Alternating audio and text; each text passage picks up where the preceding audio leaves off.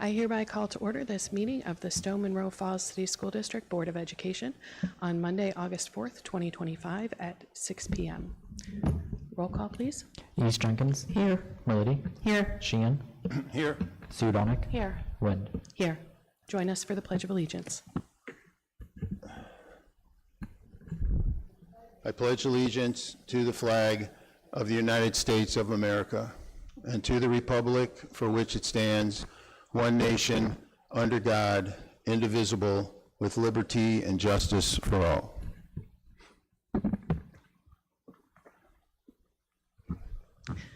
Everything we do is designed to provide a future-ready, student-centered learning experience for every single child. Our strategic plan for 2021 through 2026 will help us accomplish this goal by considering every facet of a student's learning experience, from curriculum to infrastructure to wellness and everything in between.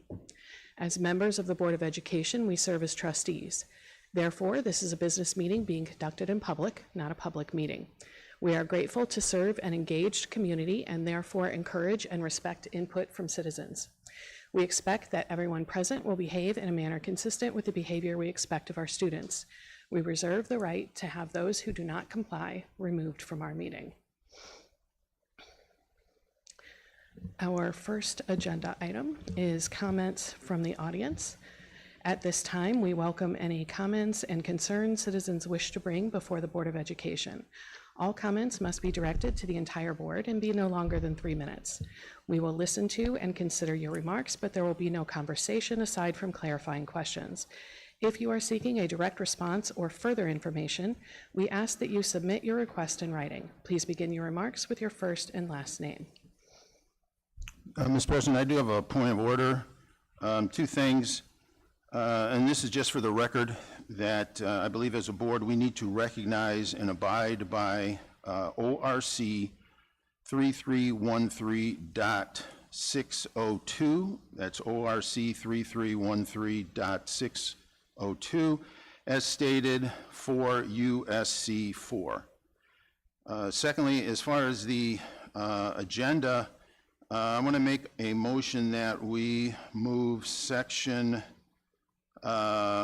let's see, this would be section 5 to 7F, and then section 6, A and B. These were comments from the superintendent and treasurer, and these were in, they should be under their recommendation area, not under the general comment section or the new business section. This is a board meeting. It's not a superintendent or treasurer's meeting. I'm sorry, Mr. Sheehan, what items are you suggesting we move around? I may have gotten those twisted around, but let me open up my papers. It would be, let's see, section 7F. So 7F, which was the federal fund update, should be moved under section 5, which is the superintendent's section. And then under section, this was 7A and 7B. Let's see, should be under section 6. 7A and 7B were from the treasurer. These should be moved under section 6, which is treasurer's recommendations. Mr. Sheehan, those names are listed on those items because I have asked those people to present the information that the board will be discussing, but those are items which the board needs to discuss. We just need information from those people. They are not recommendations from either the superintendent or the treasurer, so I believe they're correctly placed. Does anyone second that motion? Okay, seeing none, we will leave our agenda in the order that it currently is. Any comments from the audience?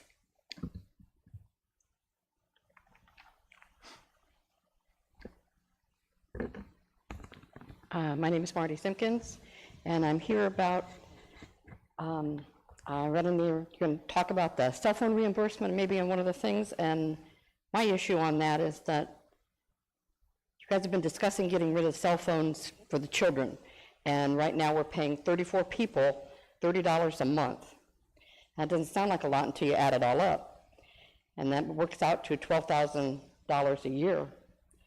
And these are principals, assistant principals, accounting, treasury, admin, all people that are mostly in offices that have landlines, as far as I understand. And then you add in the Verizon cell phone bill, which is not real sure how many cell phones you've got, and you've got hotspots, you're adding another $21,000 a year. So you're adding student fees, talking about pay to play again, and you get rid of this, and you'd be saving probably $35,000 a year. And I think that in the fact that we are doing a cell phone policy with the children and not allowing them, that this is something that should be looked into, that we are actually trying to see a little belt tightening from the district itself and not just asking for money from the taxpayers.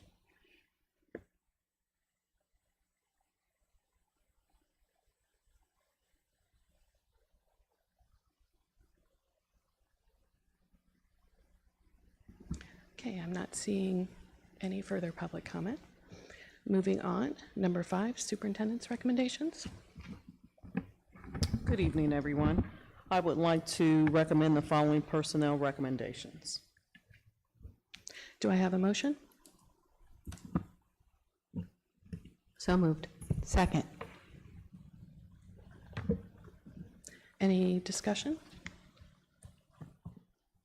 Roll call, please. East Jenkins, Aye. Melody, Aye. Sheehan, Aye. Sudonic, Aye. Wind. Aye.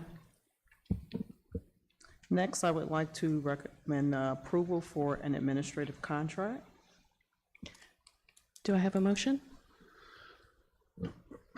I'll make the motion. Second. Any questions, discussion? Yeah, I just have a question of why is this here? That is there because we have an administrator who is going on a leave of absence, and therefore we need to fill the leave of absence, so we've moved some administrators around internally to cover that. Rather than hire an additional, Yes. okay. Roll call, please. East Jenkins, Aye. Melody, Aye. Sheehan, Aye. Sudonic, Wind. Aye. Next, I'm asking for approval for a memorandum of understanding between Stow-Munroe Falls Board of Education and Stow-Munroe Falls Teachers Association for the individual we just approved with the administrative contract, that once the year is up, they will be allowed to return back to their classroom position. Do I have a motion? So moved. Second. Any questions, discussion? Yes. Shouldn't this have been added to the agenda? This is a change in the agenda. Why shouldn't we have added it to the agenda first? I see it right on the agenda, item 7C, I mean 5C. 5C. You received a text message from me and an email. All right, so once you did, then you flipped up Yes. another copy? Okay. Okay. I did see it, and yes, I'm using my agenda that I pulled up this morning. I didn't realize that there was a new one. I thought that was just a notice. That was a notice that would be added to the agenda. Yeah, the email that I received definitely said you would be adding it to the agenda because it was on hold pending if it would be approved or if it was ready or not, and that it was ready. And there is, given how soon the school year started, there is a bit of an emergent necessity to it. And if you look at the board protocol for setting agendas that we will discuss later, that situation is addressed in there, and we, as far as I know, followed that there was a reason for it to be an emergency, and it's a time-sensitive issue, and everyone was alerted to that last-minute change this morning. Roll call, please. East Jenkins, Melody, Sheehan, Aye. Sirdonic, Aye. Wind. Aye. Next item for recommendation is approval of supervisor extended days. Do I have a motion? So moved. Second. This item is here for some additional days because the person that we've hired in this position has worked well beyond the 10 days that were allotted. So we've asked for an additional 10 days. And I assume a lot of this is due to the ramp up to the beginning of the school year and the need to get out notices and information to our families and our community? Yes. Okay. Any other discussion, questions? Roll call, please. East Jenkins, Aye. Melody, Aye. Sheehan, Aye. Sirdonic, Aye. Wind. Aye. Moving on to 6, treasurer's recommendations. I wish to recommend that the Board of Education approve the exempt staff guidelines as presented.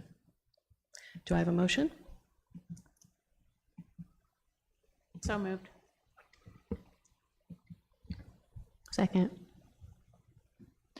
All right, so we approved this last month, but after going through it with the exempt staff, there were some things that were omitted by accident, not on purpose. So we were just adding those items that were missed and then taking away some items that just didn't really make sense. So I should have done this prior to getting it formally board approved, but that's why it's coming back to the table. I appreciated you noting the changes for us in the document. Yeah. That was really helpful for my review. Any questions? Yeah, I have a couple.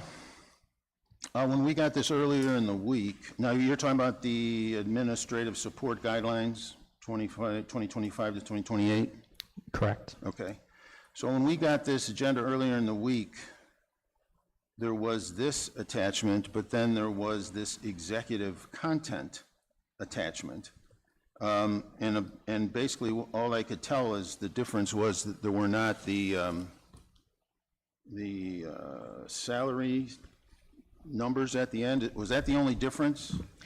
Mr. Sheehan, the executive content was the thing that I just mentioned that had highlighted in a different color and with strike-throughs some of the differences between the document that we are considering this evening and the previous document. So this one that the public would see would not have those corrections? That is the final document without, Okay.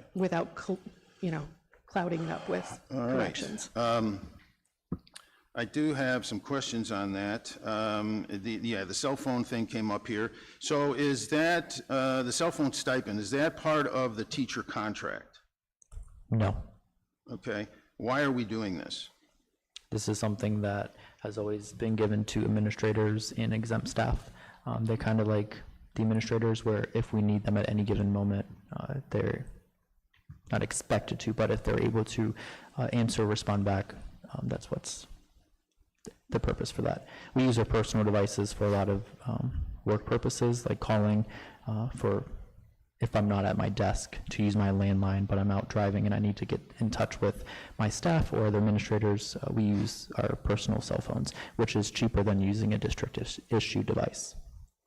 Did we previously use district-issued cell phones before, when you first got here?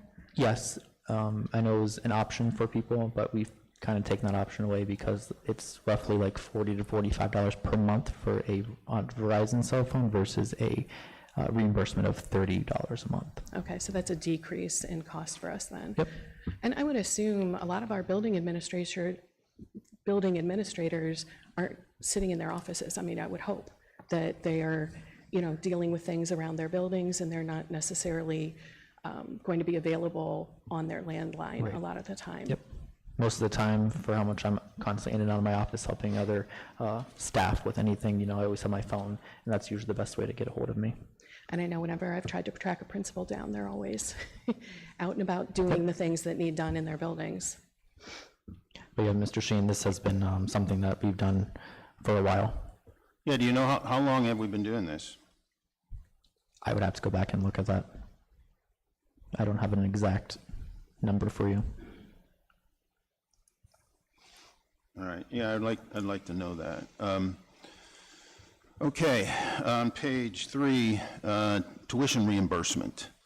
Talks about this $500. Now, is this, I've been asking about the continuing education and those expenses that we're incurring. Is this $500, is this what that is referenced to? No, this is if you're taking out like college courses or certifications to better yourself in the position that you work with. Okay, so, And I can tell you, it's rarely used, but it's nice Okay. to have that option okay, for our staff.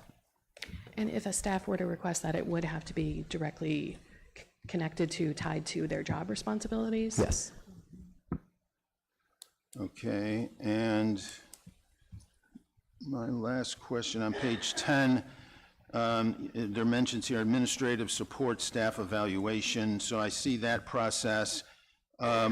Would this be the document, or where would the document be that would direct the evaluation of the supplementals, like the coaches? Where would I find that? That would be outside of this document. All right, so it would not be part of that. So what would it be part of, or where would that be? The supplementals, Yeah, the supplemental evaluations. that would probably be with HR and the athletic office. Okay. Yeah, this document that we're discussing is strictly just for the administrative support exempt staff. All right. Thank you. You're welcome. Any further discussion? Roll call, please. East Jenkins, Aye. Marlity, Aye. Sheehan, Aye. Suronic, Aye. Wind. Aye. Okay, next we are moving on to item 7, our discussion items. First one is to discuss Huddle. Mr. Galano, if you could give us the background on that. Yeah, so Huddle is the platform we use to live stream athletic events, allowing anyone to watch online. While we previously charged for access, we later removed the fee. We are now exploring options to help offset the cost of Huddle, as well as the platform is also for a valuable tool for our teams to review game footage and support coaches and player development. Right now, that's at $27,000. Roughly 26 of our 28 sports utilize this. From what I was able to gather from the athletic office, we could see roughly a revenue of minimum of $7,500 to help offset the cost of this valuable tool. So we did reach out to, or the athletic office did reach out to some athletic directors in the area. 14 schools do not charge, while 2 schools do charge, and the 2 that do charge is from Mayfield and Nordonia Hills, and they charge the adult ticket price. So I just wanted to gauge the board where they're at with this, just to kind of bring it back to see if we could help offset the cost. But no action needs to be made, just some discussion and your thoughts. So those that do charge a fee commensurate with their entrance fee. Correct. So the fee someone attending in person would charge. And is that a one-time fee for Huddle, or is that per game? It could be- What would that look like? Yeah, it could be per game. I know other schools they do have packages, and I believe we did have a package in the past, but I would have to double check that. So it's really just how we set it up. So if you have a family of 5 and it could be too expensive to go, you could be paying just that one ticket price to watch it at the comfort of your home. Do we know approximately how many people use the service other than the sports, other than within internally? That I don't have, but I could see if athletics is able to pull those numbers for us. If I'm remembering correctly, when we previously charged for it, it was fairly low utilization, right? I'm trying to recall from our previous discussions. Yeah, I don't recall. Okay. Because I think we stopped it either right before I got here or right when I got here. Okay. I'd definitely be interested to see if we know the numbers and how they were affected by making it available to everyone, if it's something that perhaps, made it more accessible to the community, and like how much cost we would be looking at to potentially realize if we charged. Right, okay. Yeah, I would agree. I would like to know if we have the numbers, utilization when we were charging, contrast that with utilization when we're not. That might give us a little bit of a clue what we might be looking at, and to put those numbers together for what kind of impact that potentially could have on the one side for accessibility if we don't charge, and on the other side for our budget if we do. Yep, yeah, I could definitely look into that. Thank you. Any other thoughts? Okay, great. Item B. Yeah, I do recall when I first got here, kind of talking about a sign-in sheet, just to kind of help organize and make sure I have the correct spellings of anyone who is participating in public comments. It is pretty common that most districts have a sign-in sheet, just so that way we have it for minute keepings. Just if someone would like to speak or participate, they just sign in, and they kind of just some topics that they would like to talk about. So whether it's like cell phones, credit cards, and then at the end of the night, I will just take the sheet and then it'll be collected for minute purposes. I have been trying to get to the community member who is speaking to get the correct spelling of their name, so it is correct in the minutes. So this way it hopefully deter that. Right, so it would help the minutes be more accurate in terms of who has been speaking.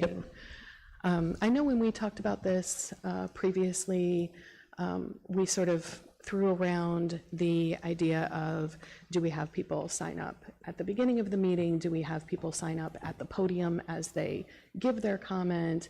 I know there are some districts that even require people to email X number of days ahead of a meeting and say that they plan to comment, and I think we were all pretty much against that idea. But I wanted to hear from everyone kind of what your thoughts are on this. Yeah, and then if I could just mention one more thing. So like it would be right when you walk in, just like sign in for public comment, and then at the end of the night I would just kind of take it and make sure it's legible, and if it's not, I would try to find who wrote it to make it so I could understand what they were writing. So it wouldn't be like them coming up to me, writing anything down. It would just be on the individual themselves. And just to be clear, this wouldn't place any limitations on anybody being able to speak. No, nope.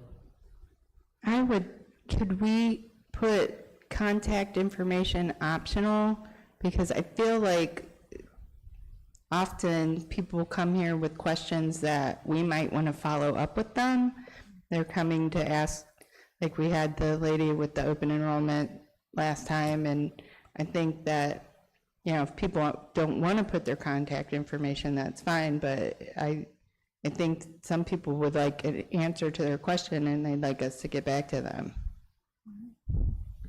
Yeah, I know I made a mock-up of a sheet right when I got here, so I will try to find that. If not, I will just recreate it and have a couple, and then we could start kind of working from that document if that is how the board would like to proceed.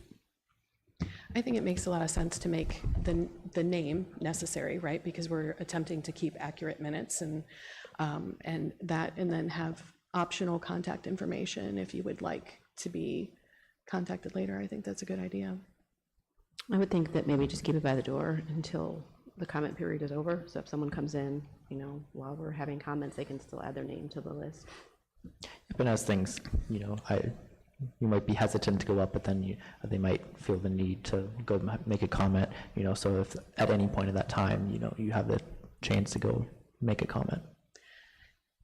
Toward that end, especially since it's a change in our procedure, maybe we add a sentence to our explanation of public comment times that encourages people to, or asks people to sign in on the sign-in sheet if they haven't already.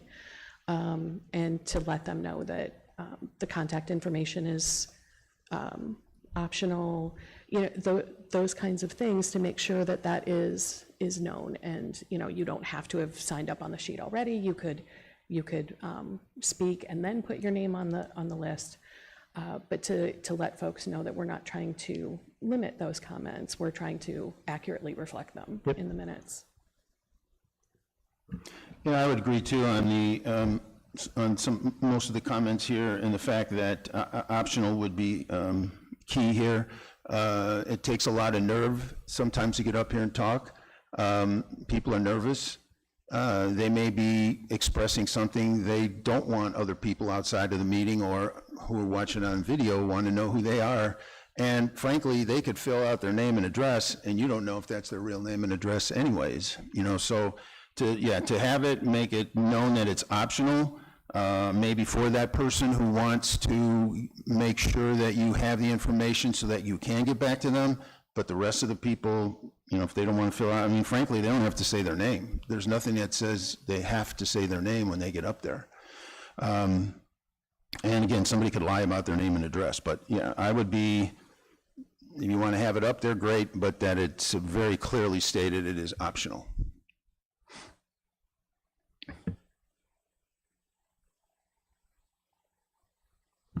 Anything further on this topic? Great. Okay, next topic, credit card. Mr. Galano, did you want to start this one out? No, I'll let Mr. Sheen start this one out. Okay, Mr. Sheehan?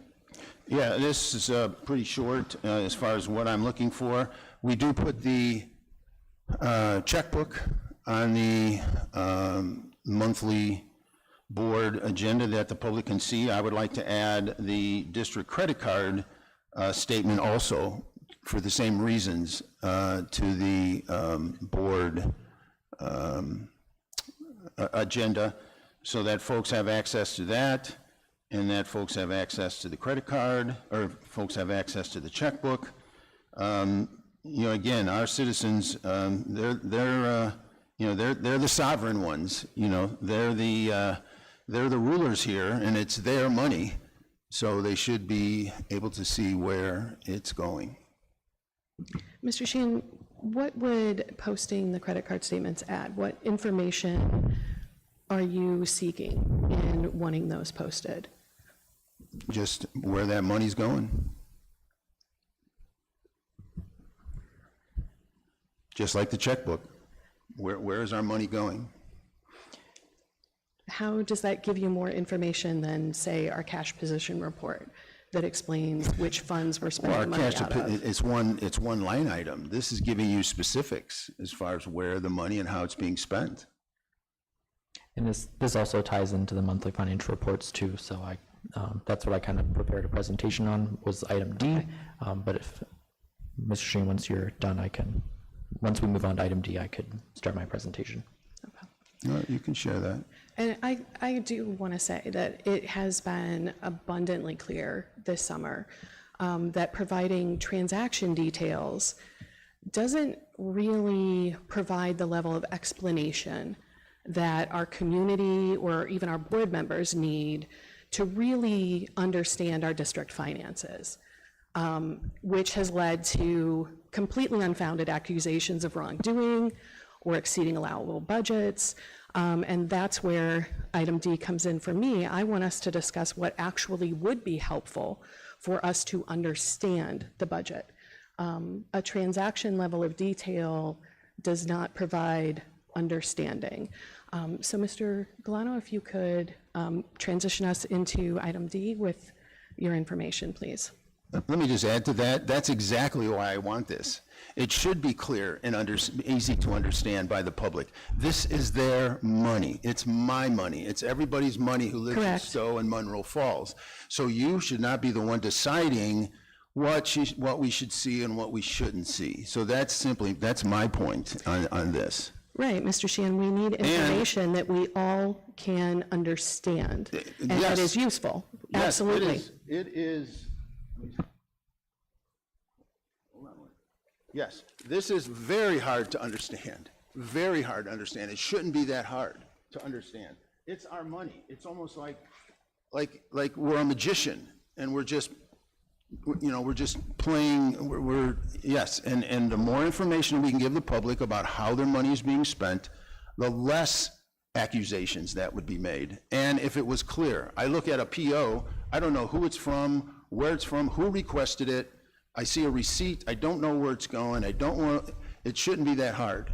And so it should be simplified. But I think that one thing that you're missing is that we just reduced the amount of credit cards that are being used within the district, and we've already discussed how that is going to lead to a lot more confusion on who is spending what. I know we went through a long period of time of you making accusations of several different administrators that were completely unfounded, and I believe that when we see a charge from a certain department that says whether it's a pizza party or a hotel in Florida, that does not tell you what it is, such that you'll be able to understand that it was because our hockey team won their tournament, and now they're going to spend time, down in Florida. You'll just see the administrator's name and charge on there, and then perhaps come back and accuse people of wrongdoing again, which I found incredibly inappropriate.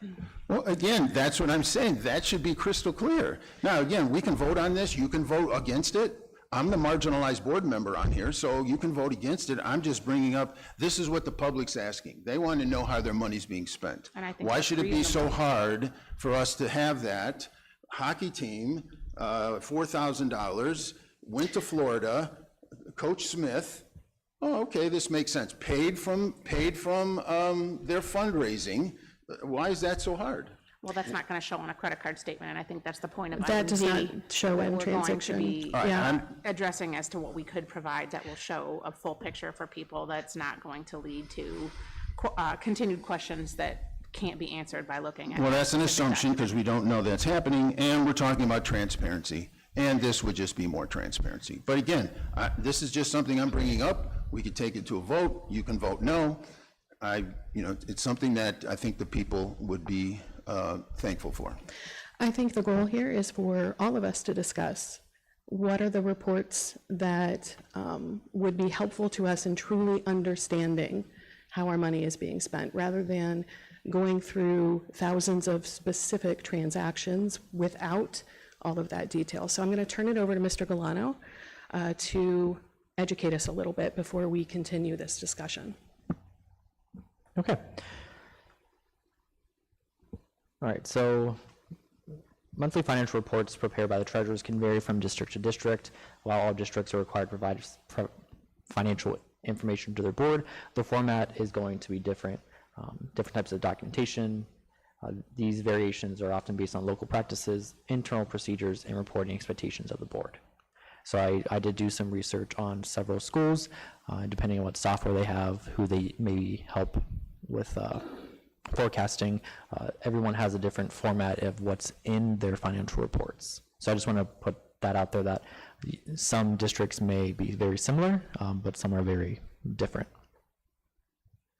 So some of the popular items that I've seen in some of the reports are the bank investment balances, the bank and book reconciliations, the cash position report, and the check register. Some of these items are in my financial report, but the check register is usually outside of that, so I could always bring that back in. Just playing with how the flow is, and if that's something that the board likes to see all in one document versus going to several different agenda items and looking at those documents. So one of the examples I'm going to show is Upper Arlington City School District. They use Frontline for their forecasting of financials, and it kind of makes it look very professional. There's some nice colors, charts, and graphs. So I will show you this one. And I did pick two different schools that are very different. One moment. My apologies. Don't you love how things work on one computer and not on another? Yes.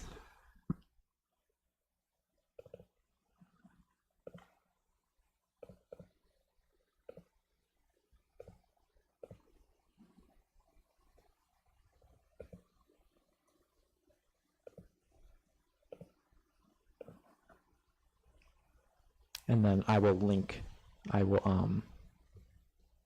add the PDFs to these so you don't have to worry about those links.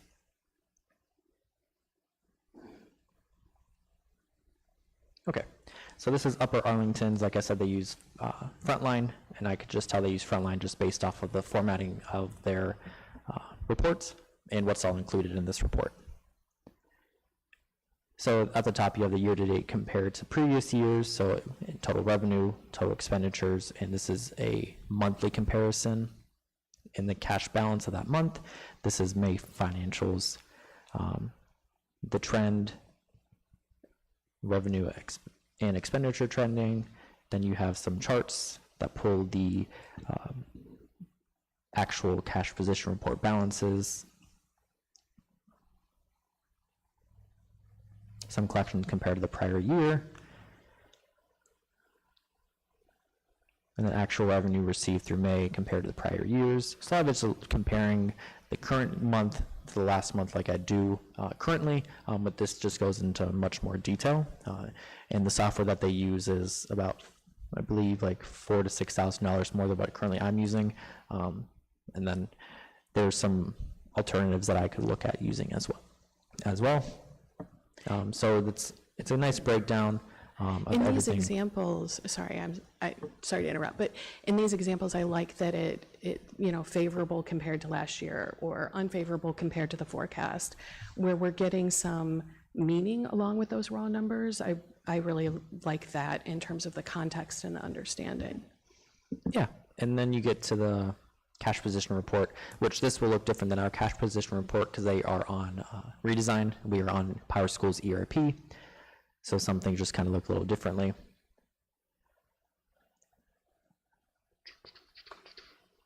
Reconciliations. So that was a very in-depth one. There's some that also have, I won't jump ahead. So Nordonia Hill CSD, this one is pretty basic. So you have your revenues, your expenditures, whether it was an income, net, or loss, and then just some descriptions of each line item that was shown in there, and then a graph. So it was a nice comparison. You could see a very in-depth one and then a very non-in-depth one. So, and I think currently I'm right in the middle with what I present to the board in my financial state report. Okay. Oh, so some optional items that I've seen some include is investment statements and bank statements. I don't necessarily like this one because I think there's more room for error, that if you do post those and you do forget to redact account information, you're giving very critical account information. So that's one that I don't like to put up because I do put the balances on my report anyways, so you see exactly the statement balances. But some people are okay with giving the investment statements. And the comparisons between the months and years, which I do, and then charts and graphs are some optional items. So one of the resources that OASBO recently released is a tool designed to specifically for Power School's ERP to support monthly financial reporting to look similar to a frontline, but not exactly. You'll see some more charts and some graphs of key components to the financials for that month, comparing it to the 5-year forecast in previous months and previous years. So I'm going to test that out hopefully for the month of July. So you should be seeing that at the next meeting in August when I have my financial report.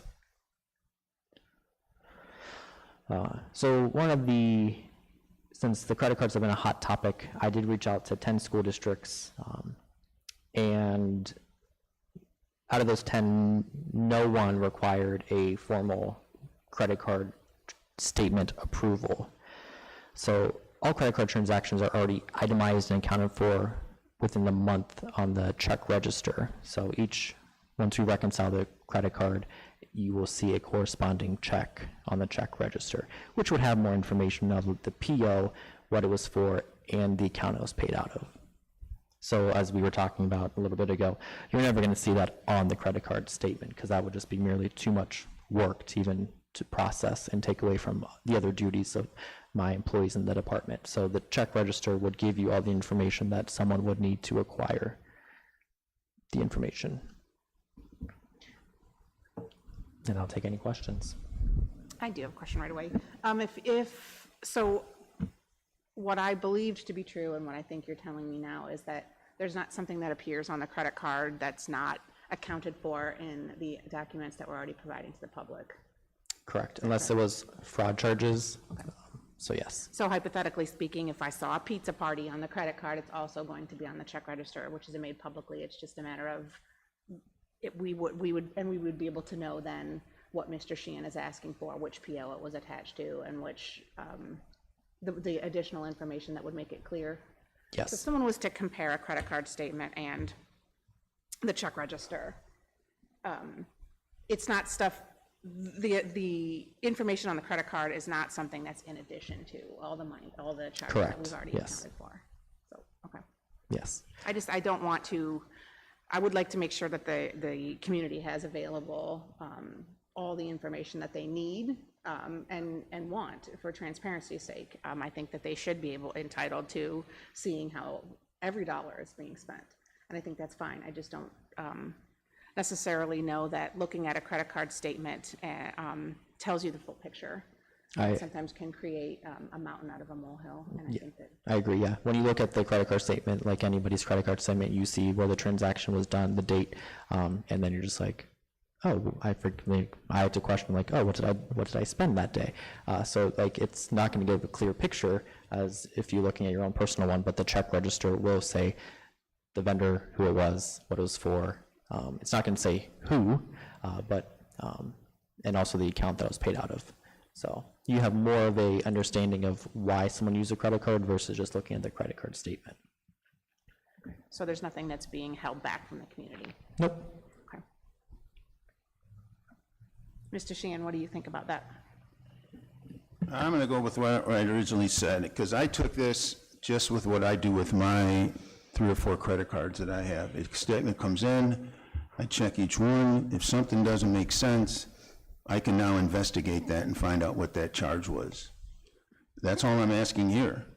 Now, with what the school has, the school can tie the PO, which I don't know what these POs look like, but the PO or the receipt to that particular charge. So as they're looking, and it says ABC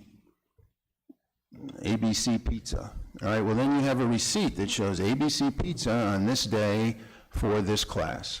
All right, makes sense. That's what I'm asking about. Yeah, But that to doesn't just show have on a a credit blanket card statement. charge on a credit card, sure, you're not going to know what that is, but but the public should know what that is. I mean, our credit card's $34,000 a month. That's $360,000 a year. Well, it's not that high currently, but Okay. the Say it's informa- 200,000. the I information. don't know. Why not give them that? You continue to misunderstand that the credit card is not in addition to the check register. It is an additional form of documentation, and it documents the way that items were purchased, whether it was purchased on the credit card or via a check. When you look at the check register, all of that information will be contained there for you to look at. Right, every credit card transaction is included in the check register with additional information that is not shown on the credit card's statement. So more context and more explanation. The credit card statement would not add any extra information that is not already there on the check register. Not without having to write on the statement of what Mr. Sheen is asking. I'm thinking of comparing it to my personal finances at home, and I do not take my credit card or debit card statements and then also write that into my check register, but that's what happens here. I understand what you're trying to say. I think what you're trying to say is you want to make sure that the community sees everything we spend, and that's fine. It's in the check register already. Well, the check register just gives a total of the credit card, what we wrote for that credit card. It doesn't give any specifics. No, it breaks it down. In what we get monthly, I've never seen that. I mean, if you can show me where it is, all I see is credit card statement, and it says whatever 5-figure amount that we paid. There's no breakdown. There's no copies of receipts. Are you talking about the actual credit card statement? Well, what you guys are saying here, what I'm getting is that the checkbook shows the credit card was paid, but it doesn't have any other information. I'm saying the credit card. No, that is not what was said, Mr. Sheehan. Okay. What was said was enlighten me. each of those transactions on the credit card is entered into the check register, each transaction, not the monthly payment.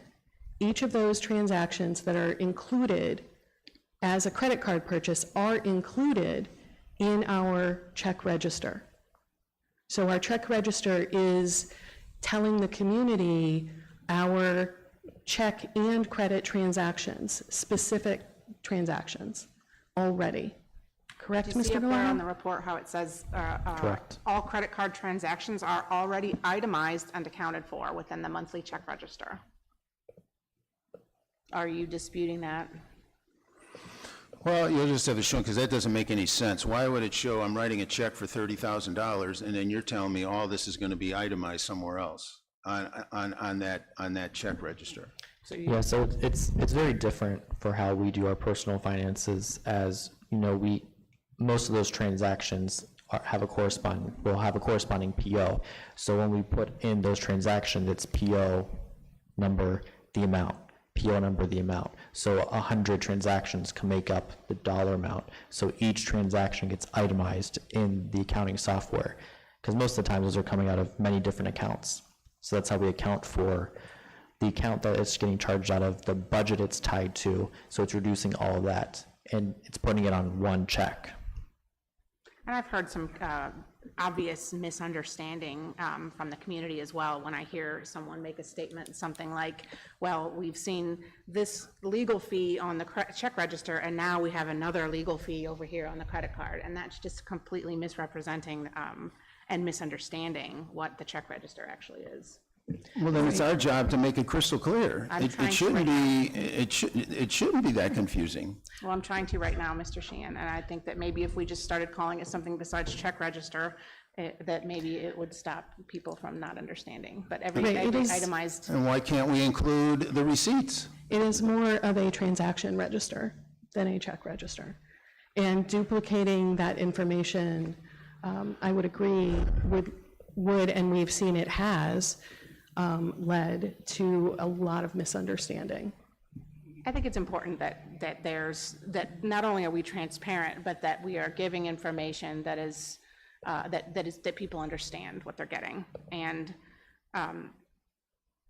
I would hope that after people, you know, I don't know if it's something we could put out, but I think that, you know, after watching and listening to this meeting and maybe doing your own research, you will understand that the checkbook is not checks and the credit card is credit cards. The check register is a detailed document of all of our transactions, to include the credit card.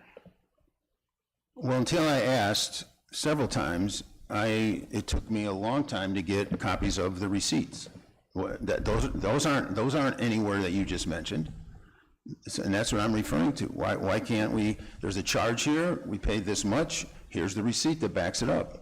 It's clean and easy. I don't know. What information are you looking for? How that a our receipt money's would give being you? spent. How So we our would like to money's be in the being weeds spent. of examining every receipt that comes through the treasurer's office. That should be up to the That to the is not board taxpayer. governance, That sir. shouldn't be up to us to decide That that. is not board governance, sir. Is it even possible, Patrick, to attach a receipt to every single transaction? I don't think the system is going to allow for that. So I think that's going to be a person that's going to have to physically do each one of those. So it would have to be, yes, physical scan and uploads to the system, as well as to the statement as well. So you're looking at 3 to 4 pages per transaction roughly. Where do the receipts go now? Where are they now? Are they in a box? I mean, where are they They're now? with the check packet. So we call it a voucher packet, which has the PO, the check, the invoice, and receipt. So what I think you were holding up earlier might have been a check packet, voucher packet. So when we do receive public records requests, which we have received many public records requests, we provide all that information to those public records requests regarding specific transactions. So we found the checks, broke the voucher packet down, scanned the items that they wanted to, redacted the items, send them to legal. So it's a very stringent process to just produce some of this information. And it is very much so in the weeds. What is given to the community and to the board is the bird's eye view of where the money is being spent and how it's being spent via the check register, via the cash position report. Well, I want Mr. Sheehan, I want a targeted view. Mr. Sheehan, Yes. you noted earlier that having a large packet like that is not actually helpful because it is too much, too scattered of information. And gotta so my figure out a better question way. here, excuse me, sir, I'm still talking. My question here for our board and our treasurer, for all of us to discuss, what kinds of information would we like to be presented to us and, of course, our community that would make how we're spending our money clear and transparent. And that stack of paper that you had in your hand earlier is not clear and transparent. There is information in there, absolutely, but that does not clarify how we are choosing to spend our money. So up on the screens is a check register from, it looks April, and I narrowed this down by the Dollar Bank vendor.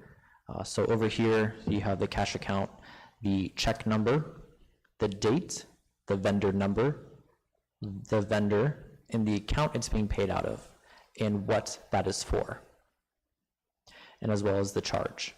Negative is a refund, positive is being expensed. So that would be an $8,000, et cetera, dollar payment on the credit card, which has been separated out into each of the specific transactions that money is going toward? Yep, so this is broken down by fund, so this is general fund. So then if we skip through here, this is 018, so you can see that there was a $1,500 just in 018 accounts. So you can kind of see like student rewards, field trips. So, and then this is also more principals funds.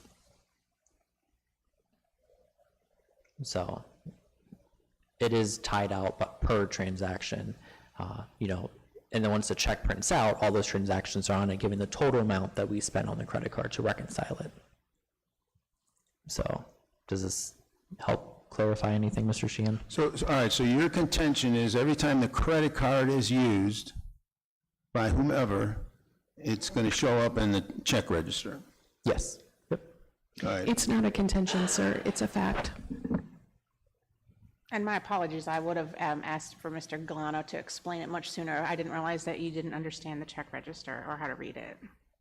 And I do know at one of the meetings, I did talk about the process of requesting to reconciling it. So that is something I am still working on, giving examples of how that is all done and what goes into all of that. So that should be coming up soon. I'm also curious, fellow board members, in terms of the examples that Mr. Galano gave us, kind of what level of data, what kind of data we would like to see each month. I know myself, I am much more a charts and graphs and explanations person than a raw numbers person, but that's me, right? So what kinds of information and what level of detail would we prefer? I definitely think more is better. I would err more towards, or I would lean more towards the first example you had than for sure the second, which would be, and I think less than we do now. I did agree with Dr. Nguyen with what you said about, you know, the specific words comparing, you know, previous to last, and giving us a kind of an idea of what those numbers mean, so that it's not just looking at a document in a vacuum and not understanding how it relates to our position. I think some of the confusion also is calling it a credit card. It's really a debit card. I mean, it's coming out of the same bank account, it all gets reconciled back to the bank account.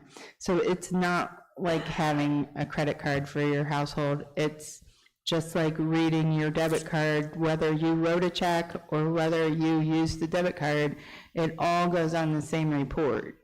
And I think maybe that's some of the confusion as well, is that it's really all coming out of the same place, different accounts in our budget. When they reconcile it, they take it back to whichever budget account, but it all comes out of the same bank.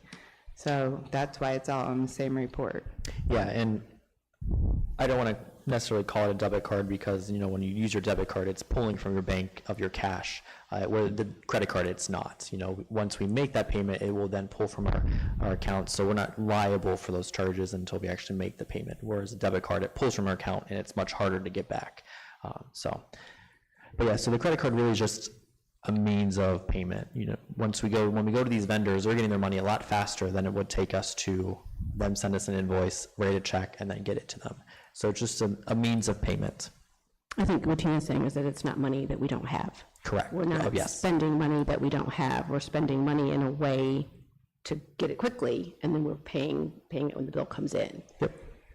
I think for the public, we're going to have to make things more simple. We're using a lot of financial terms, and if you haven't taken a school finance class, a lot of this is just probably over your head. But I think what people want to see is, what did we spend money on, and are we still in budget? Because that seems to be the question, like even with the athletics, when we were moving money over because they weren't making money, we talked about that for a long time, that we lost money, but that's not what's happening. So I don't know how we make it more clear that, we had $10,000 budgeted in this line item, but we spent $7,000. Well, I think that goes to how you enter the description, right? I mean, you're entering that description when you're reconciling the payments. No, those descriptions pull from the POs. Oh, okay, Yeah. so these where it says, like tuition costs, mileage, Yep. travel for teachers. So that's what they put on the requisition, which gets put on the purchase order. Okay, And there's only so much characters we could put on some of those line items, so. okay. You do make a good point, that maybe perhaps using some layman's terms might be helpful. And I would agree. Oh, you can't hear me. Oh, thank you. I would Yeah. agree that some layman's terms, some explanation like we saw in that first example is helpful. Some comparison of the expenditures to our budgets, that we make clear that here's what's budgeted and are we still within that amount.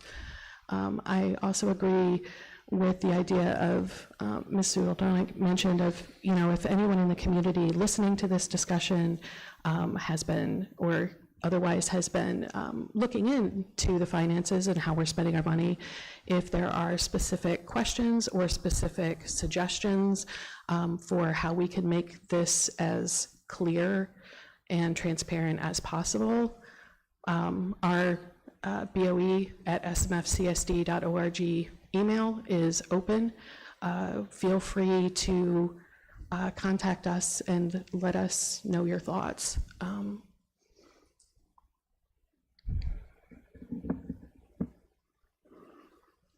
I'll start with the new tool that OASBO gave out, and if I think it's beneficial, I will use that one as well, so we could see what that looks like.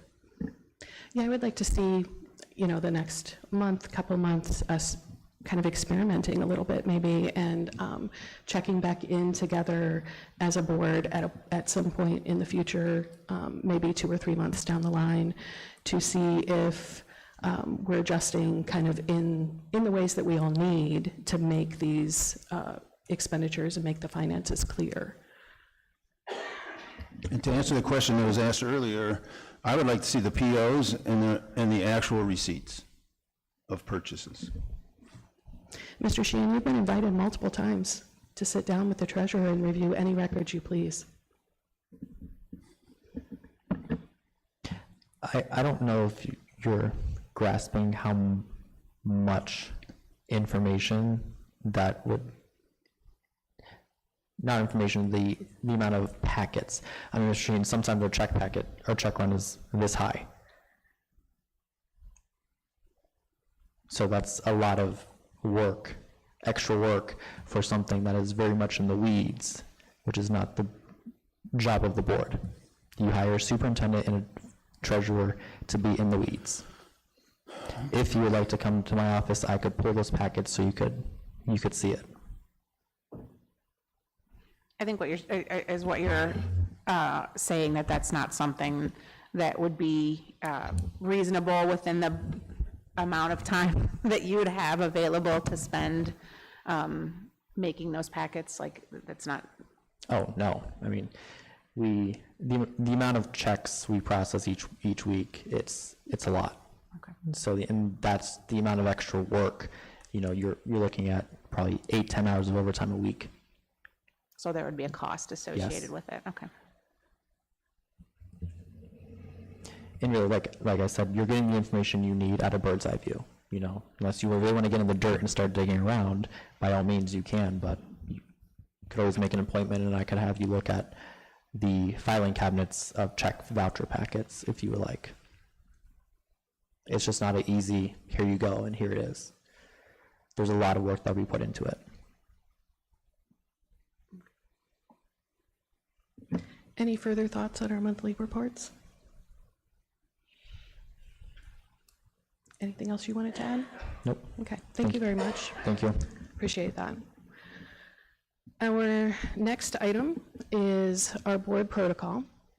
I wanted us to take a couple of minutes and pause prior to the new school year to consider and discuss our expectations and objectives with the board. A board protocol was suggested by OSBA and modeled after both their examples and our own board policies. So it operationalized board member expectations when we began this about 6 months ago. In considering the document and considering where we are, I wanted to check in.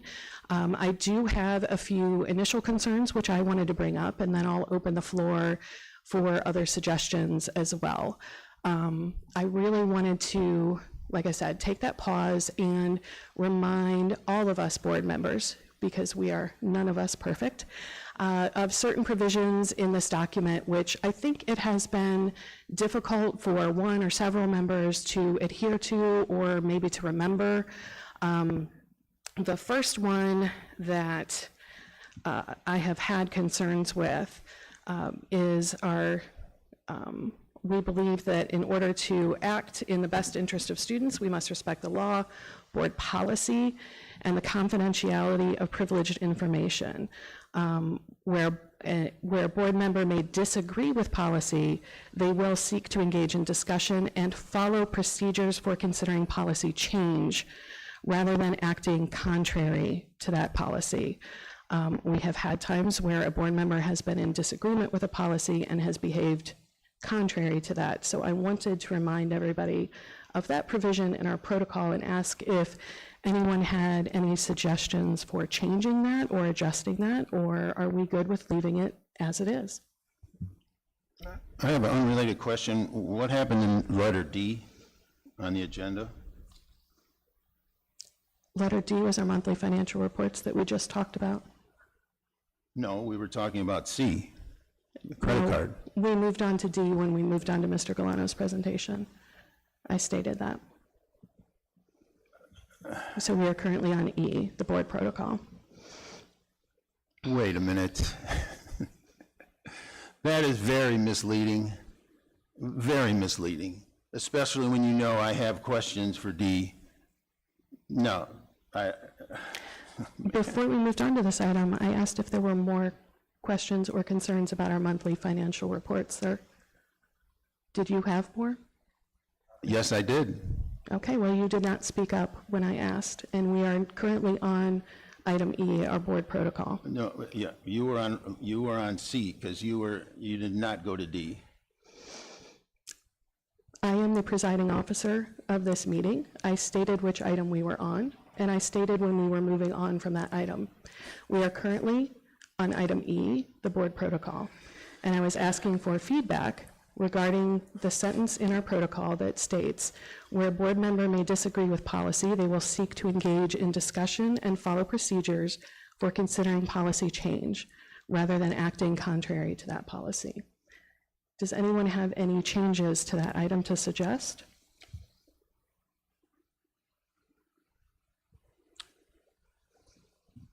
As far as your board protocol, I said it before, I will say it again. You can stuff it in a sack. It is not binding. That is incredibly inappropriate, sir. It is not binding. There's nothing on there. Incredibly It inappropriate. I'm This was speaking. an action that was considered by the full board, that was speaking. voted on by the full board. I'm speaking. And if you will notice, in our board policy that describes our board ethics, policy 0123, it is stated specifically that once the board has voted, we support the will of the full board. And that, sir, is not what you are doing right now. You are behaving contrary to our ethics and our board policy. Aside from the fact that it is incredibly inappropriate in a professional setting to tell someone to shove it. I didn't say shove it. All right, your board protocol, I don't see any. It's not mine, it is the full board's. It But was I don't voted see- on you- by the board. You quoted some numbers Most here. recently, I don't see those numbers on here. All I see is all of your stuff, all of this stuff that inhibits me from doing the job that I was elected to do. it is a way to operationalize our policies, our procedures, and the expectations for board member behavior. It was recommended to us by OSBA. It is a common tool that many, if not most, boards use to really dig down into what being a board member means and what our expectations can be for one another. And again, this was discussed at several meetings. It was most recently voted on March 17th. The board voted to approve it. Thus, this is something that the board as a whole has agreed to adhere to. I'm opening it back up to discussion of whether we would like to change any of the provisions in it. And your comment is not helpful to that. Well, my comment, this is, you're not allowed to govern me, and this is what this does. But let me bring up something else, because I've repeatedly tried to add things back on the agenda. We are discussing the board protocol, sir. Yeah, this The is under agenda the setting board process protocol. is actually on our agenda tonight during a later item. If you would like to talk about the agenda process, that would be the time to do that. We are currently talking about the protocol. I would just like to make a statement on the board protocol that originally when this first was proposed to the board, brought to the board, I do recall reviewing suggested items from the Ohio School Boards Association and several other bodies that are available to help with school boards and making these types of decisions, and a large, if not all of these items are items that were recommended from the Ohio School Boards Association as best practice. So I just would like to have it noted that this is not created in an attempt to hamstring anyone or prohibit them from doing their job. This is intended to support governance, which is the job of the board.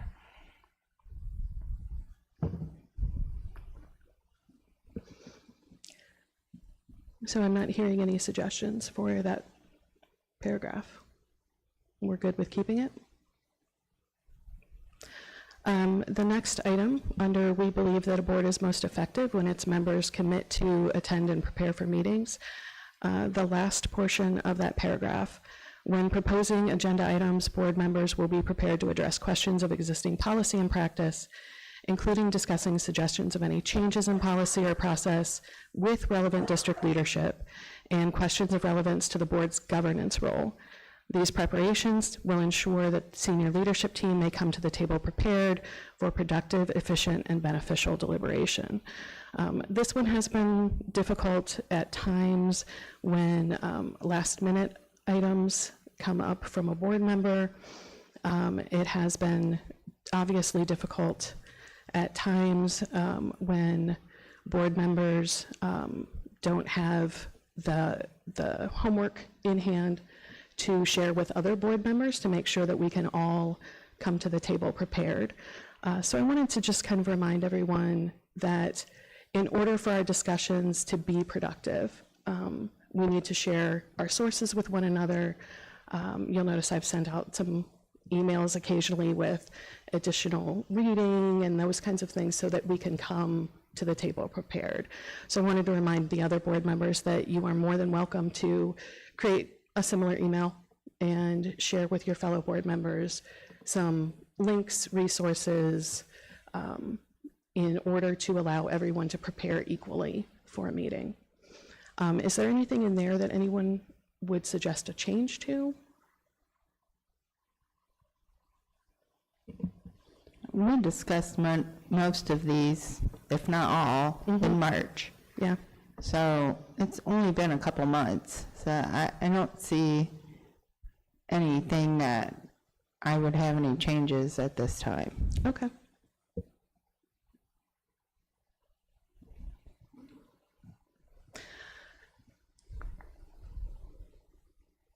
One of the other provisions, even when we as individual board members end up on the minority side of a vote, we will support all decisions of the board within the community once a decision has been reached, regardless of personal opinion or position. We will exemplify the governance role. No individual board member nor the board as a whole will engage in micromanaging the district. And we have heard from our community in the main, we will avoid marathon board meetings. That has been difficult for us. In that spirit of not extending this, I'm going to throw this open to any other board members, any other changes or tweaks that potentially could be helpful for us moving forward now that we've had this in place for a few months. I think I would tend to agree with Ms. Merletti that I'm comfortable as is and ready to move on. I agree as well. Okay, any other comments on that topic? Okay, moving on to item F, federal fund updates. Dr. Gould?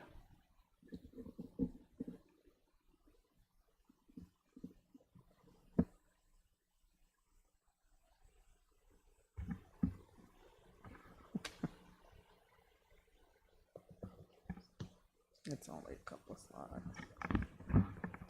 So just recently, as of August 1st, we have received information from the Ohio Department of Education that basically states that the federal government has stated that they will be releasing the federal funds.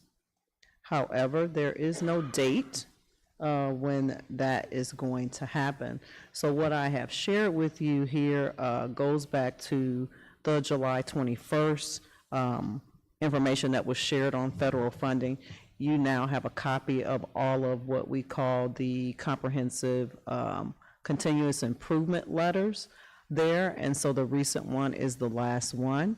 What is going to happen now as we prepare for the incoming funds is that it was in one system. Previously, the system we call the CCIP system. It was then moved over to a system that is known as EdSteps. This was a system that probably needed to be piloted first before it was actually rolled out, because there were a lot of kinks that needed to be worked out. And so now what we're going to have to do is they're going to wipe out everything that we have put in, and we're going to start over back in the old system that we used prior to EdSteps. So we're going to go back to the CCIP system, have to upload all of the information and all of the budgeting pieces that go along with those particular grants, and then everything will, I guess, be downloaded, and then we will be able to receive the funding.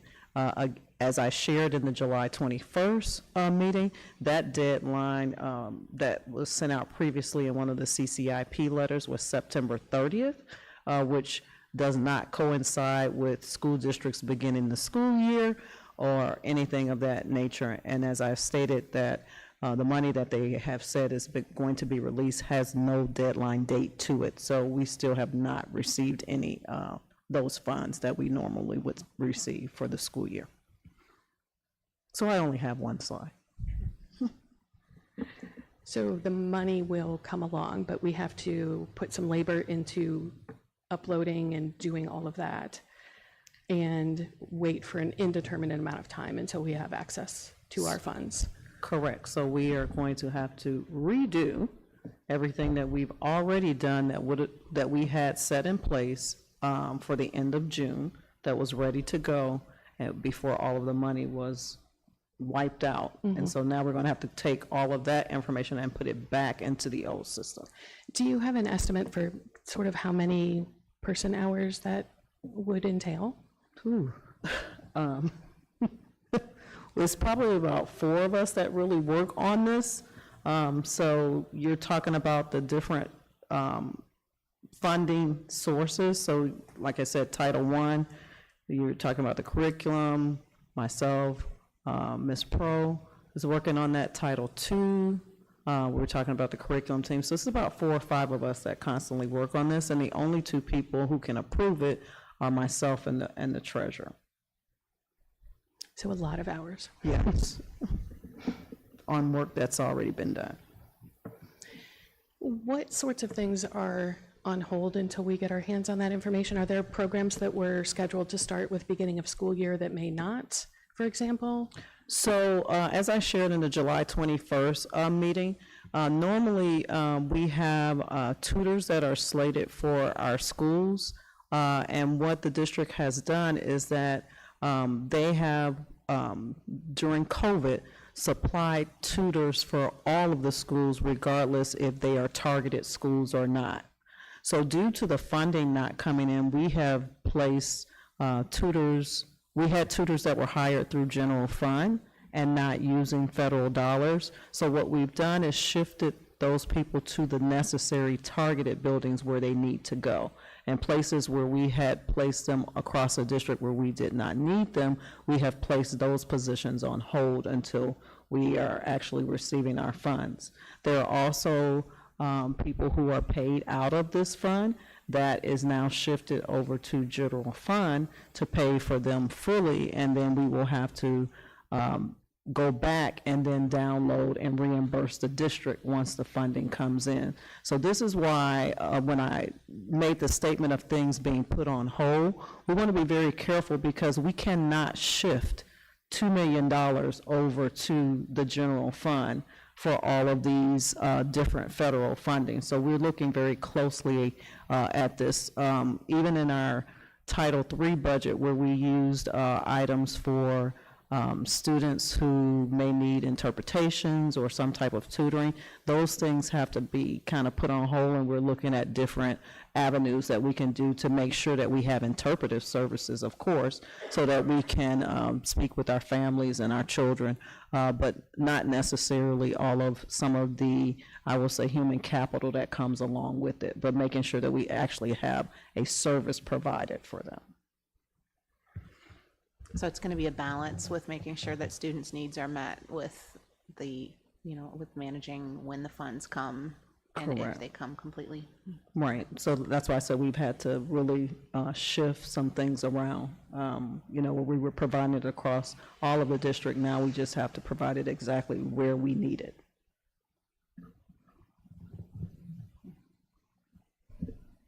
Any further questions, discussion on that item? Just want to point out that if we're going to be spending money and then having to replenish it, we're going to see a deficit, but that is expected because we're spending money that is allocated for something else until we get the money back. Correct. So when we see that, we shouldn't be alarmed. That is going to happen. And I will update everyone once we do see the funding, because then that will open us back up. I mean, we have interviewed people and we literally had to say, we've got to put this on hold right now until the funding actually comes in. And just for clarity's sake, our district is not in a different position than others. This is across the board. Correct? No, and that's what I shared at July 21st. This is every school across the United States that receives federal funding. Everybody's funding has been put on hold. This is not unique to Stow-Munroe Falls. Thank you.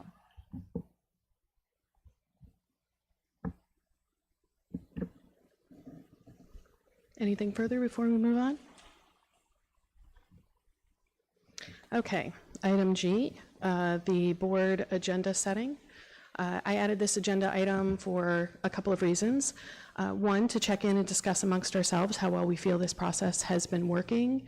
It's been about a year since we put it on paper in about 6 months since we last revised it. So just wanted to check in with everyone. And two, because Mr. Sheehan continues to ask questions regarding agenda items and express dissatisfaction with the process. So I wanted to open it up to invite folks to discuss any changes to the process that we might like to see. Okay. Number 7G, right? Let me make sure we're on the right one. When I saw this, it was very discouraging because repeatedly I've asked to have things put back on the agenda for additional discussion, and I'm constantly told no because we've already talked about it. But then I see not one but two items here, E and G, which we've talked about before, we've talked about in length, and then 7E, we even put it to a vote. And so I see this a very blatant double standard. I have lists of things that I want to talk about. I'm repeatedly told I can't talk about them, or I can't get them on the agenda. And in essence, I can't do my job because I'm continuing to be told no. And then I see the very person that tells me no does the exact thing that she's telling me I can't do. The things that I wanted to talk about here are not going to go away. You can try to block them, you can try to tell me we already discussed it, whatever. These are not going to go away. I will continue to fight to put these things on, to talk about these items. Again, Pam, you are not in control of the agenda. You are to help set the agenda. We are 20% members. We each have an equal part. I don't have to prove to you, I don't have to verify with you, I don't have to qualify with you about things that I want on the agenda. Mr. Sheehan, board policy states that the board president, in consultation with the superintendent, sets the agenda. I hear Prepares the you. agenda. You better go back and read it. It says I'm sorry, I prepares am the still agenda. speaking, sir. It says Please do prepares the not agenda. interrupt me. Well, you're lying. I am so- speaking. Sir, that is highly inappropriate. When you started on the board, you had some really valid questions about how the agenda was being discussed, how the agenda was being decided. That process wasn't always consistent at that time. And that's what led to us really looking at this process and writing it down and operationalizing it, was in response to your questions, which I think when we have these procedures written down, we work better as a board. This procedure is in compliance with board policies. I hear you saying you don't like the procedure and you would like to throw it out rather than change it. Does anyone have any suggested changes to this process?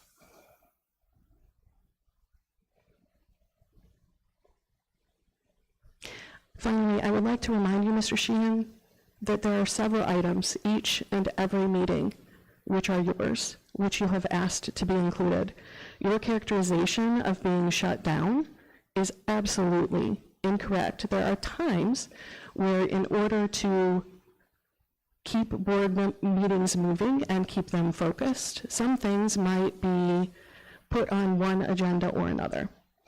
For example, the financial reporting was much more appropriate for this meeting than it would be for our August 18th meeting. That's something that gets decided within board policy as the board president and the superintendent consult on finalizing that agenda.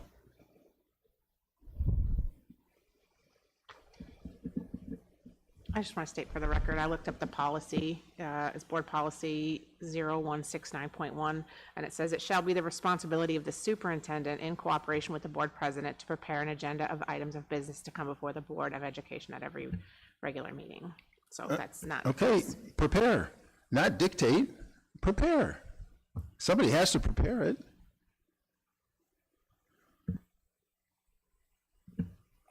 You are not allowing me to govern for what I was elected to do, and you're putting hurdles in front of me, and when you maybe feel like, okay, well, let him get this one through. But again, I don't have to justify or explain to you why I want something on the agenda, and I'm not going to go talk or send emails to everybody about it. That's violation of sunshine laws. I can't Sharing be having these- resources is not a violation of sunshine law. Sharing resources is sharing resources so that everyone can prepare. That is not a meeting, that is not a discussion of public business. It is sharing resources. That is not a sunshine law violation. Well, I'm not willing And to again, take Mr. that Sheehan, chance. we've discussed the sunshine law thing several times. There are trainings available to help clarify that. The state auditor publishes a sunshine law handbook every year, and it's updated.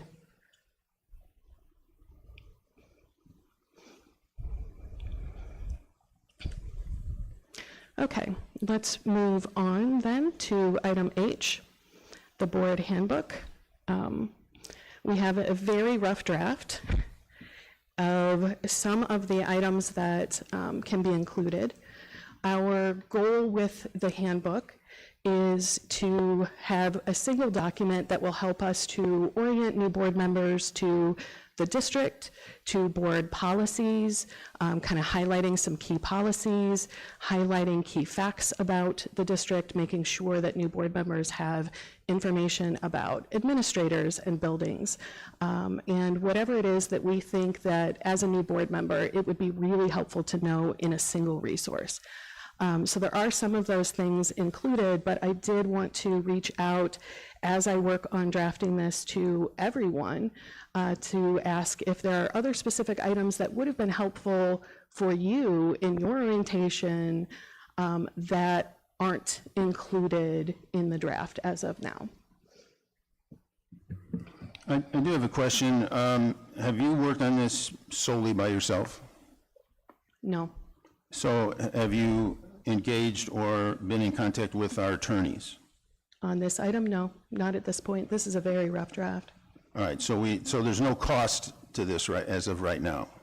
This does not cost the district anything? It has cost some district personnel time because I'm not working on it solo.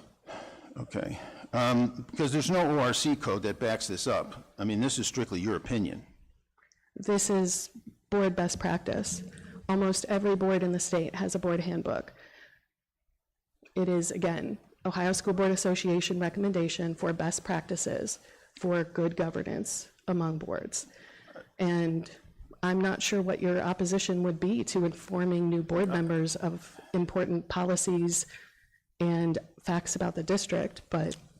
Okay, so I think a lot of that would be on the website already, but who's going to manage and update this? I mean, you're talking about 1 to 2 people, maybe every 2 to 4 years, that we're going to have a handbook for that person based on elections?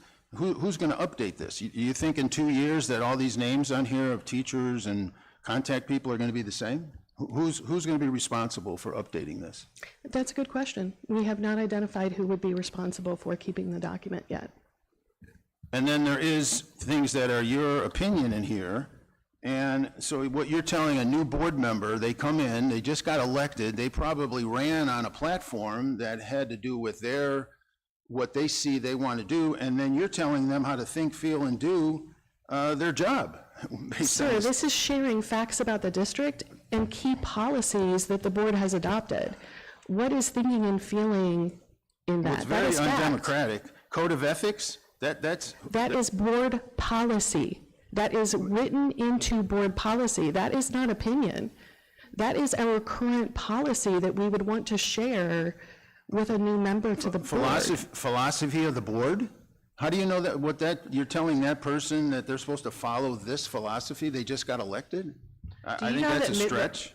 That's a Dr. stretch. Wind is not the one that wrote the policy on the code of ethics. This has been long-standing for the district. This is, I think you're characterizing some of these things as being put in place by whether it's Dr. Wind or anyone else on the board, but these policies predate all of us. Right, well, I mean, it goes back, hey, there's no ORC code that backs this up. It's merely opinion. I mean, It is best practice, sir, and it is policy. Policy is not opinion. Policy is written down and voted on by the board, you and it have is on here policy. agendas. That's your opinion. That was the little paper that you put together. That's not a hard, fast way that every agendas are supposed to be written. I mean, I would delete that. Executive session, I would delete that because it's already in the ORC code. So why do we need to put it in here again? And didn't we pay $9,200 to OSBA for new board training? I have no idea what you're on about, sir. No, I just, didn't we pay $9,200 to OSBA so that new board members can go get a training from OSBA on what to do as a new board member? There is also a training that OSBA provides that members can register for and that the district will pay for as part of board member training and continuing education. That is general information. The goal with a board handbook would be to provide a new member with some of the key information about our district, our contact information for administrators, our specific policies, which, as a lot of policies are fairly similar across districts, there are differences, and it can be helpful to put all of that information into one place rather than overwhelm new board members. Ms. Merlity, you were the most recent addition. I'm sorry to put you on the spot, but are there any other pieces of information that you would have found helpful, since that's been something that has been so recent for you? When I started, I asked for your standard operating procedures, and there was none. Typically, when you start a new job, you get the policies and procedures that you need to follow, HR procedures, all that information, and there was nothing available. So I actually went to another school district and asked them for a copy of theirs so I could get an idea of, all the policies and things, and then I also took the training from the state. But I had to go through and read all of the individual procedures that are on our website, and then there were additional things that I had to request from minutes and other things because it wasn't specifically put together in one document. So it was actually a lot of work to dig through old minutes and other things to get the information and find the most up-to-date resolutions and things that have been passed because this document does not exist. Mm-hmm. So this is something that I was asking for specifically because this is something that I'm used to having with various county agencies. I also asked for a handbook when I came on board, and there was not one. So I did the same thing, went to the board page and went through all of the policies one at a time. Some of them are outdated on the page, and you have to actually look very closely to see the date on them. So this would be helpful to have at least something in one place that we could have gotten information. I'm going to echo the same sentiment. I also felt that there was a large vacuum in information that was given as a new board member. I think that we could take this a step further to add such items as how to find draft agendas, or just certain things. I think that, like, I know that when I first started, just nobody mentioned to me that there was executive content and a certain way, a special way to log on to see that, and I didn't even know for my first 2 or 3 meetings. And I apologize for that because it took me about 9 months to have that information as well, and I wish I would have thought to pass that on to you immediately. Yeah, I think it's just going along the lines of this highlights who the administrators are and what their job responsibilities are, who to contact in certain circumstances. I think it's extremely helpful for someone coming on board, and I think that there's definitely things that I would suggest adding, but I don't think anything here isn't appropriate by any means. Okay. Well, let's, in the interest of time, let's leave that door open. If there are specific items that are not included here that each of you would suggest that we include, please shoot me an email listing those items, and we will build another draft as this continues. Like I said, this is a very beginning rough draft, but I definitely wanted to invite everyone to throw in their 2 cents on what would feel helpful.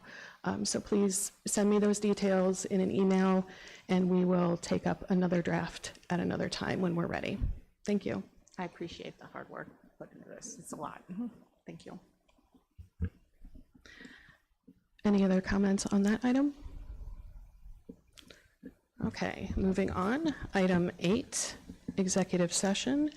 For the purposes of under 121.22G1, to consider the employment of a public employee or official.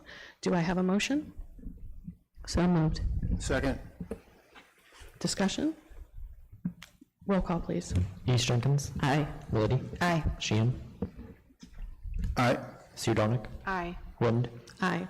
We are entering executive session at 7:35 PM. There will be no formal action taken after other than adjournment.